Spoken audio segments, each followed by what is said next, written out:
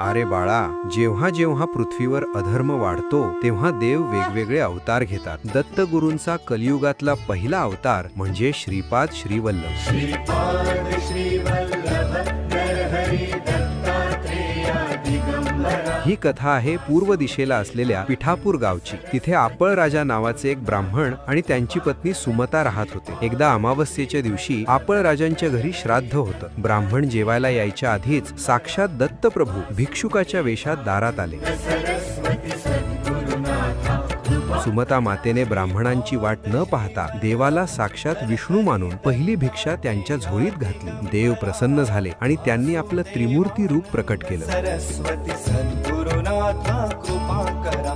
माते, माग तुला काय हवंय? सुमता मातेच्या डोळ्यात अश्रू आले. ती म्हणाली, देवा, मला अनेक पुत्र झाले, पण ते जन्मताच वारले. जे जिवंत आहे ते आंधळे आणि पांगळे आहेत. मला तुमच्यासारखा